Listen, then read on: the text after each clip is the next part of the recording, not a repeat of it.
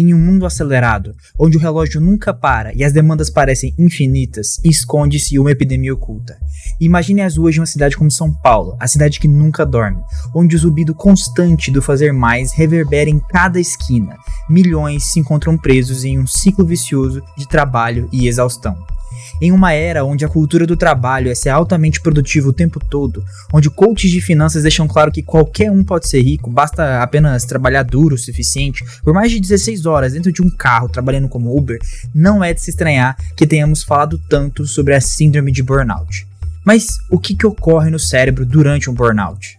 Apesar do burnout ter ganho bastante visibilidade nos últimos anos, na verdade, os primeiros estudos foram conduzidos na década de 70 pelo psiquiatra Herbert Freudenberger e pela Christina Maslach, uma psicóloga social. Inicialmente foi caracterizada uma tríade de sintomas que são categorizados como sentimentos de estresse, especificamente fadiga crônica, resultante de demandas excessivas de trabalho, atitude apática ou distanciada em relação ao trabalho em geral e esgotamento emocional relacionado às funções ocupacionais. Eu preciso deixar bastante claro aqui que a síndrome de burnout não é um transtorno psiquiátrico oficialmente reconhecido pelas principais categorias de classificação de transtornos psiquiátricos, como por exemplo o Manual Estatístico e Diagnóstico, DSM, e o CID, a Classificação Internacional de Doenças. Em tese, a síndrome de burnout seria uma doença ocupacional, ou seja, uma doença relacionada com o contexto de trabalho. No Brasil, uma pesquisa realizada em 2020 mostrou que 83% dos profissionais de saúde demonstram sinais de síndrome de burnout.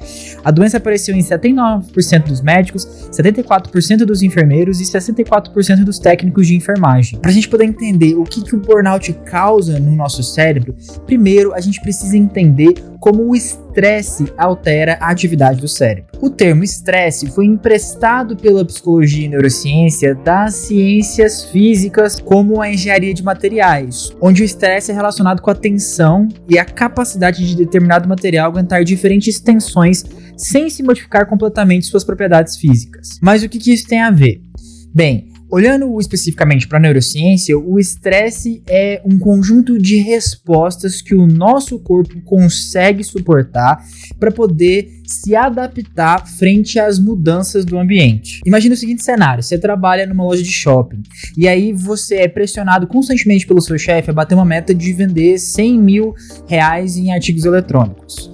É dia 24 e você não conseguiu chegar nem na metade dessa meta.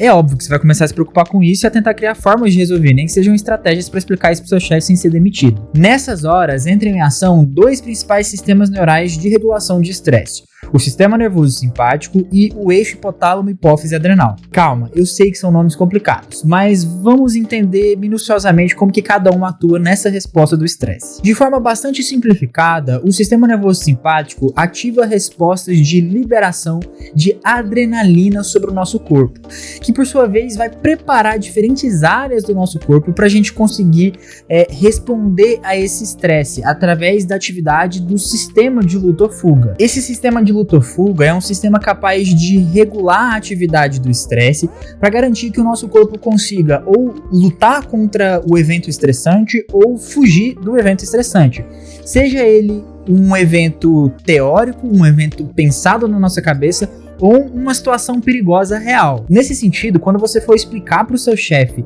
que você ainda não conseguiu bater a meta, a amígdala, que é uma região do nosso cérebro responsável por detectar situações estressantes, por detectar situações de perigo, vai se ativar e meio que avisar para o seu sistema nervoso simpático para liberar adrenalina, porque a gente vai estar entrando em uma situação de conflito onde a gente precisa decidir lutar ou fugir. Novamente, é claro que a gente sempre utiliza esses eventos no sentido de literalmente lutar ou fugir de uma situação de vida ou morte, mas o nosso cérebro não necessariamente sabe a diferença entre um evento onde a gente vai brigar com o chefe e um evento onde a gente vai de fato morrer. A atividade do sistema nervoso simpático nesse contexto vai fazer com que haja, por exemplo, o aumento da frequência cardíaca, da frequência respiratória, a dilatação de certas artérias e veias e também o redirecionamento de fluxo sanguíneo para os braços e para as pernas. Inclusive, é isso daí que faz com que você se sinta mal e tenha alguns problemas gastrointestinais quando passa por uma situação estressante, como ter que lidar com o chefe nessa situação. Só que se você trabalha num num contexto profissional onde constantemente você é cobrado por metas irrealistas, que você se preocupa bastante em tentar chegar lá, mas de fato, por conta do contexto, isso não acontece, você vai ter uma ativação crônica do sistema nervoso simpático e também vai levar a uma ativação do segundo sistema, que é o eixo hipotálamo-hipófise adrenal. Esse eixo hipotálamo-hipófise adrenal é um eixo que vai trabalhar a longo prazo e ele está ligado com a atividade do sistema nervoso simpático, mas ele vai modular a liberação de diferentes hormônios do estresse, como, por exemplo, o cortisol. Com a desregulação desse eixo hipotálamo-hipófise adrenal, por conta do estresse crônico, a gente vai manter níveis elevados de forma constante de cortisol e outros hormônios estressores, ou melhor, outros hormônios que preparam o nosso corpo para o estresse, e isso, por sua vez, vai gerar um impacto muito grande sobre a atividade do nosso cérebro. Esse estresse crônico causa o que a gente chama de carga alostática. Imagine que seu corpo é uma balança. De um lado você tem mecanismo que ajuda a lidar com o estresse, como a capacidade de se adaptar a situações difíceis, e do outro você tem os desafios e estresses que a vida traz. Normalmente essa balança se equilibra bem, mas com o estresse crônico você vai gerar um aumento da carga alostática que vai pender mais sobre os eventos estressores, fazendo com que haja um certo desbalanço na regulação da homeostasia do corpo. É o custo para o seu corpo estar constantemente tentando se adaptar e responder ao estresse, e isso tem impactos diretos no cérebro da pessoa. Infelizmente, existem poucos estudos que de fato avaliam alterações neurológicas ou alterações em estruturas e funcionalidades de áreas diferentes do cérebro em pacientes dessa síndrome de burnout, ou pelo menos com sintomas de esgotamento profissional. Em um estudo sobre a espessura cortical em indivíduos com estresse ocupacional crônico, foi observado um afinamento do córtex pré-frontal medial e um aumento bilateral nos volumes da amígdala no grupo com esse estresse crônico. Em teoria, essa diminuição da espessura cortical dessa parte específica do cérebro, do córtex pré-frontal,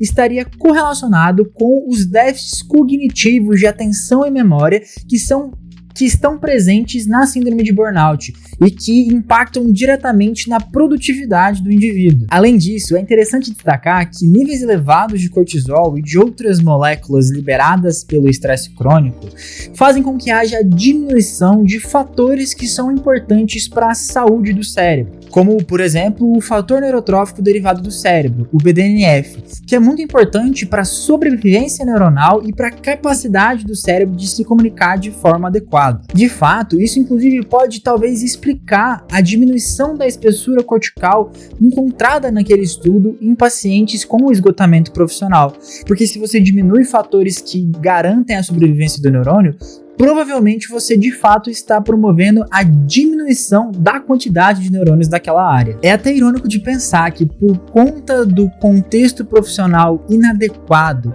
por conta do capitalismo desenfreado que meio que prega uma produtividade tóxica, onde você precisa estar o tempo todo se dedicando ao trabalho, você acaba prejudicando o funcionamento correto do cérebro, em muitas vezes, ou pelo menos em várias pessoas diferentes, e isso por sua vez prejudica a produtividade da pessoa. Eu preciso ressaltar duas coisas aqui. Primeiro, como esse termo burnout é muito novo e a gente de fato não conseguiu identificar, ou pelo menos colocar a síndrome de burnout como uma doença psiquiátrica que seja diferente, por exemplo, da depressão, existem poucos estudos avaliando os impactos desses sintomas, os impactos dessa síndrome sobre o cérebro. O segundo ponto é que o burnout não consegue ser resolvido de forma individual. Não é um indivíduo que irá melhorar a sua capacidade de lidar com os eventos estressantes no contexto profissional. Na verdade, a gente precisa urgentemente modificar as estruturas de trabalho vigentes, que cada vez mais estão precarizadas e piorando bastante as condições de trabalho para as pessoas, que muitas vezes têm que trabalhar 14, 16 horas por dia, pegar horas e horas de condução para poder chegar ao trabalho sem ter o recebimento, a remuneração adequada e condições de trabalho adequadas. É justamente a cultura de trabalho atualmente que está aumentando os casos de síndrome de burnout. E ainda que a gente não saiba diferenciar burnout de depressão, uma coisa é fato. O contexto profissional está diretamente ligado com o surgimento desses sintomas. Se você quer saber mais sobre as alterações neurobiológicas relacionadas com diferentes transtornos psiquiátricos, eu recomendo você a conhecer o meu curso Neurociência dos Transtornos Psiquiátricos, que vai estar aparecendo aí o link na descrição e no comentário fixado. Muito obrigado pela atenção e até mais!